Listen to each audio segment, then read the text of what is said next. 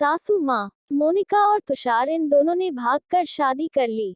मोनिका मात्र 20 साल की और तुषार 25 साल का था। मोनिका अमीर घर से थी और तुषार मध्यम वर्गीय था। मोनिका के घर वालों को इस रिश्ते से विरोध था। उसके पिता को मोनिका के लिए अमीर लड़का चाहिए था। वैसे भी मोनिका के पापा के मुताबिक उसकी शादी करने की उम्र भी नहीं थी। थोड़ी सी समझ आने पर वह तुषार को भूल जाएगी, ऐसा मोनिका के पिताजी को लगता था। तुषार के माता पिता को इस शादी से कोई दिक्कत नहीं थी। मोनिका की पढ़ाई पूरी हो और तुषार को भी अपने करियर पर अच्छे से ध्यान देना चाहिए, ऐसी उनकी इच्छा थी। बाद में वक्त आने पर वह मोनिका के माँ पापा से बात करेंगे, ऐसा उन्होंने तुषार को बोला था। एक बार मोनिका और तुषार को बाहर घूमते हुए मोनिका के भाई ने उन्हें देख लिया। मोनिका को जबरदस्ती से घर लेकर गया। उसके घर एक ही तमाशा होने लगा। उन्होंने मोनिका का घर के बाहर जाना बंद करवा दिया। लास्ट में संधि देखकर उन दोनों ने भागकर शादी कर ली। मोनिका के घर वालों ने उससे सारे रिश्ते तोड़ दिए। तुम कभी भी खुश नहीं रहोगी, ऐसी उसे बददुआ दी। तुषार के घर वालों को उनका विरोध नहीं था, पर उन दोनों ने लिया हुआ निर्णय उसके माँ पापा को पसंद नहीं आया। हमें एक बार बताया तो होता, हम कोई न कोई मदद कर सकते थे। हम मोनिका के घर वालों से इस बारे में बात करते, ऐसे तुषार को उन्होंने कहा। पर अब जो हुआ सो हुआ। उन्होंने मोनिका को बहू के रूप में स्वीकार किया। मोनिका और तुषार को लेकर वह मोनिका के मायके में भी गए, पर मोनिका के पापा अड़े हुए थे। उनको मोनिका का चेहरा देखना भी पसंद नहीं था। पापा के खिलाफ जाने में मां की हिम्मत नहीं हो रही थी। मोनिका के लिए अब मायका पूरी तरह से छूट गया था। धीरे धीरे मोनिका का तुषार के घर में मन लगने लगा।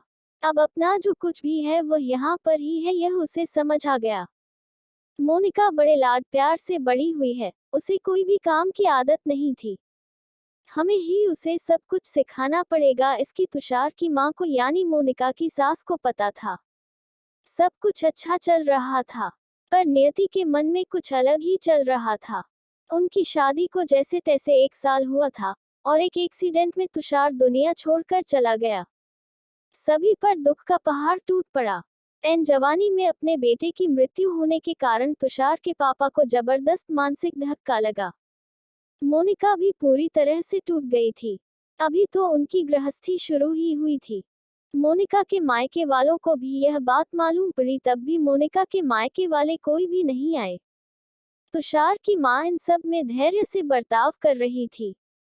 तुषार के अंतिम संस्कार का कार्य निपटा कर उन्होंने मोनिका को उसके मायके छोड़ आने का निर्णय पक्का किया। मोनिका उसके मायके जाने के लिए तैयार नहीं थी।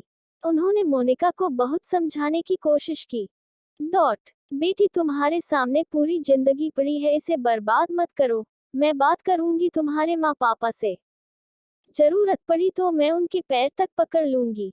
उसे समझाकर वह उसे उसके मायके लेकर गए, पर वहां भी उन्हें निराशा ही मिली। उसके मायके वालों का गुस्सा मोनिका पर से कम नहीं हुआ था। तुषार की मां ने बहुत मनाने के बाद भी उन्होंने मोनिका को माफ नहीं किया। उसके पापा ने कहा, आपको वह बोझ लग रही होगी तो उसे कुएं में धकेल दो। तुषार के माँ पापा मोनिका को वापस घर ले आए। मोनिका के वापस घर आने से घर के बाकी लोग थोड़े नाराज थे। अब मोनिका को कोई भी खुले मन से स्वीकारने को तैयार नहीं था। कुलक्षणी, अपशकुनी, पोते को निगल गई मेरे, अब बेटे को भी निगल जाएगी यह। ऐसा बोलकर तुषार की दादी मतलब मोनिका की दादी सास उसे ताने दे रही थी। उस वक्त तुषार के पापा की तबीयत बहुत खराब हो रही थी। ये सब मोनिका को सहन नहीं हो रहा था। उसने ठान लिया कि यहाँ से दूर निकल जाना चाहिए। रात को सब सो जाने के बाद वह निकलने वाली थी, तभी उसकी सास जो जग रही थी उन्होंने मोनिका को रोका। कहाँ जा रही है, ऐसे पूछा। माँ, मुझे जाने दीजिए, मैं अपशकुनी हूँ। मेरी ही वजह से ये सब हुआ। मैं तुषार की जिंदगी में आती नहीं तो, हमारी शादी नहीं हुई होती तो आज वह जिंदा होता। पापा की भी यह अवस्था नहीं होती। मुझे जाने दीजिए, मैं यहाँ नहीं रह सकती। वक्त आने पर आत्महत्या कर लूंगी, पर अब यहाँ नहीं रहूंगी। सच में मेरे यहाँ आने से इस घर की सारी खुशियाँ चली गई। मुझे कोई अधिकार नहीं है यहाँ रहने का। मोनिका रोते रोते सब बोल रही थी। उसकी सास ने उसे पहले शांत किया। मोनिका, तुम दोनों मिले नहीं होते तो, और तुम्हारी शादी हुई नहीं होती तो, उस दिन उस ट्रक ड्राइवर ने नशे में गाड़ी नहीं चलाई होती तो, रास्ते पर लोगों ने तुषार को वक्त पर हॉस्पिटल में ले गए होते। बहुत तो है बेटा, और अब वक्त निकल गया है इन सब बातों का विचार करने का। तुषार तो मेरा बेटा था।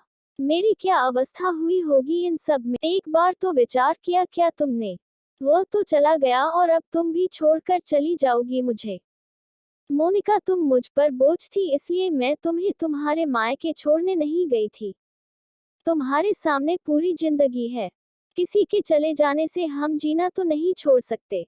यहाँ से ज्यादा तुम वहाँ पर खुश रहोगी, क्योंकि यहाँ तुषार की यादें तुम्हें हमेशा दुख देगी, ऐसे मैं सोचती थी। पर जाने दो, जो हुआ सो हुआ। अब तुम तुम्हारी पढ़ाई पूरी करोगी, मैं हूँ तुम्हारे साथ। और इनकी चिंता करने के लिए मैं हूँ, ना सिर्फ तुम्हारा साथ चाहिए मुझे बेटा इस सब में। तुषार के जाने से हर कोई परेशान था। हर किसी का बोलने का तरीका अलग हो गया है। तुम्हारा दुख मैं अच्छे से समझ सकती हूँ, पर अब तुम्हें संभलना होगा। लोगों का बोलना नजरअंदाज करना होगा तुम्हें। मन लगाकर पढ़ाई करनी पड़ेगी। तुम कोई भी गलत फैसला नहीं लोगी, इसका मुझे वचन दो। मैंने मेरा जवान बेटा गवाया है और अब बेटी को नहीं खोना चाहती। सास को बातें सुनकर मोनिका को रोना आया। उसने सास को गले लगाया। माँ, मैं कहीं नहीं जाऊंगी आपको छोड़कर, आप जैसा बोलोगे वैसे ही मैं करूंगी। मोनिका की सास भी मन भर के रोई। आज पहली बार उनका दुख फूट फूट कर बाहर आया था। आगे मोनिका ने मन लगाकर पढ़ाई की, बहू नहीं वह उस घर की बेटी बनी। बहुत सारे ताने, बुरी बातें सुने उसने। हर एक राह पर उसके सास उसके साथ थी। वो दोनों एक दूसरे की ताकत बनी।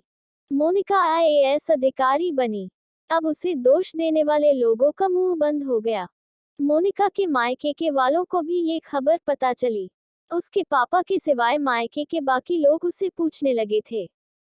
सास ने अच्छा जोड़ीदार चुनकर मोनिका की दूसरी शादी करवाई। शादी के बाद भी मोनिका अपनी इस मां को कभी नहीं भूली। शासकीय अंतिम काल में भी मोनिका रात का दिन करके सेवा में हाजिर होती थी। सास के रूप में मोनिका उसकी जिंदगी खरे अर्थ से जीना सिखाने वाली मां उससे मिली थी। पर सच में मोनिका के सास जैसी ऐसी कितनी समझदार औरतें इस समाज में है, जो एक चौखट से बाहर जाकर सोचती है और दूसरों का आधार बनकर उनका जीवन सफल बनाती है।